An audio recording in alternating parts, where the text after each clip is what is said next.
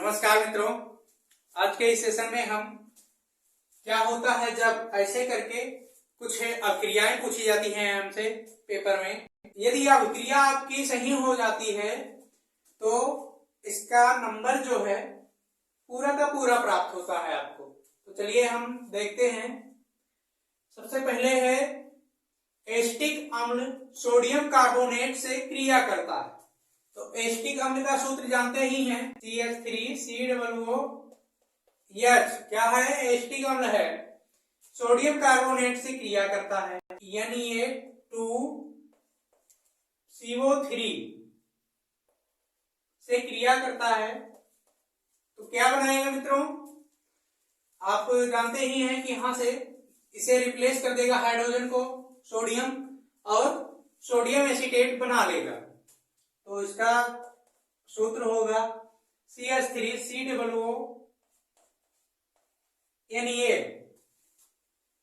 हमें प्राप्त हुआ सोडियम एसीटेट और यहां पे सोडियम का 2 मॉलिक्यूल है, तो इसे हम बैलेंस करने के लिए 2 से मल्टीप्लाई कर दे रहे हैं और यहां पर इसे भी 2 से मल्टीप्लाई करना पड़ेगा हमें, क्योंकि बैलेंस करना है रिएक्शन को।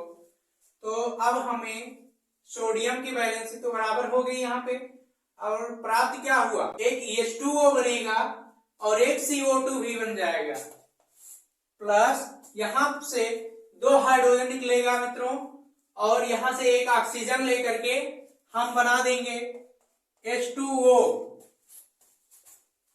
और एक यहां पे क्या बचा? CO2, तो प्लस में CO2 बना लेंगे। तो इस क्रिया के दौरान हमें क्या क्या प्राप्त हुआ? सोडियम एसीटेट जो मेन कंपाउंड है वो प्राप्त हुआ, H2O बन रहा है इस क्रिया के दौरान, और CO2 गैस मुक्त होती है। इसके बाद है एथेनॉल क्षारीय पोटेशियम परमैंगनेट विलयन से ऑक्सीकृत होता है। यानी कि इस रिएक्शन का मतलब ये है कि ये जो क्रिया है ऑक्सीकरण की दी गई है। एथेनॉल का सूत्र क्या होता है? C2H5OH। एथिल अल्कोहल को एथेनॉल कहा जाता है। एथेनॉल पोटेशियम परमैंगनेट के क्षारीय विलयन से ऑक्सीकृत होता है। पोटेशियम परमैंगनेट KMnO4 क्या है? पोटेशियम परमैंगनेट है। तो यह ऑक्सीकृत होकर के क्या बनाएगा? जो एल्कोहल होते हैं मित्रों वो ऑक्सीकृत होकर के एल्डिहाइड बनाते हैं। तो यहाँ पर एथेनॉल है, इस वजह से एसिटल्डिहाइड बनेगा। यहाँ पे CH3CHO एक एसिटल्डिहाइड का अणु हमें प्राप्त हुआ, और इसके बाद ऑक्सीकृत होकर के MnO2 बनाएगा, मैंगनीज ऑक्साइड। इस क्रिया को बैलेंस करने के लिए हमें कुछ मल्टीप्लाई करना पड़ेगा। यहाँ पे हम 3 से मल्टीप्लाई करके देख लेते हैं। तो यहाँ पे आप इसे 3CH3CHO कर दीजिए, एसिटल्डिहाइड के 3 मॉलिक्यूल प्राप्त हो जाएंगे, और इसे भी हमें मल्टीप्लाई करना पड़ेगा 2 से।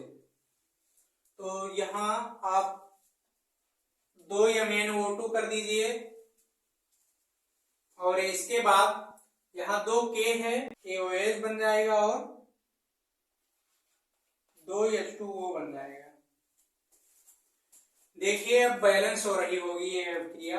कार्बन तो पहले देख लीजिए, 3 दूनी 6 कार्बन, तो 3 और 3 6 कार्बन हो गया।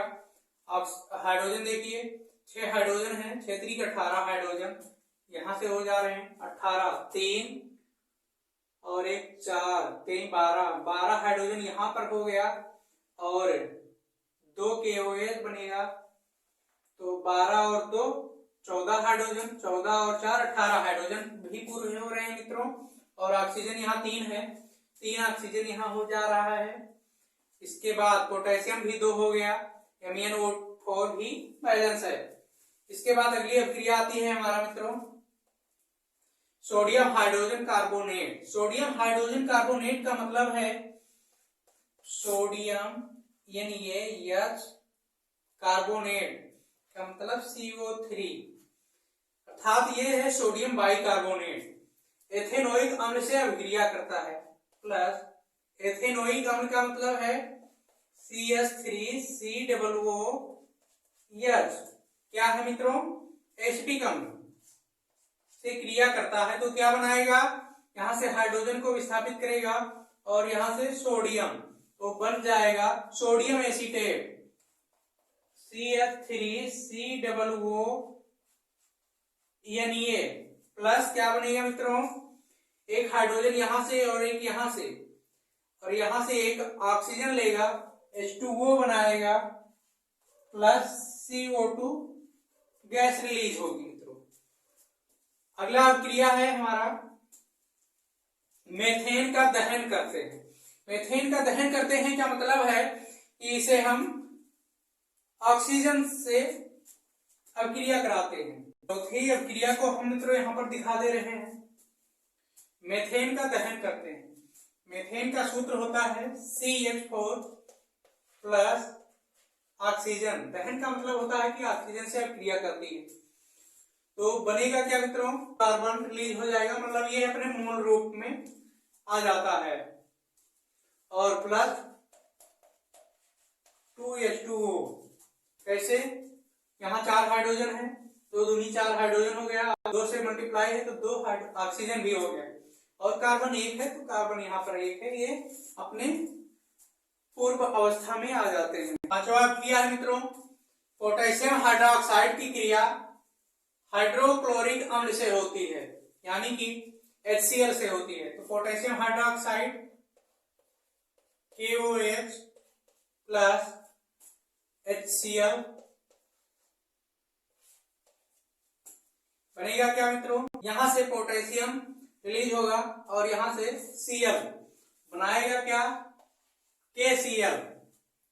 KCl क्या है मित्रों?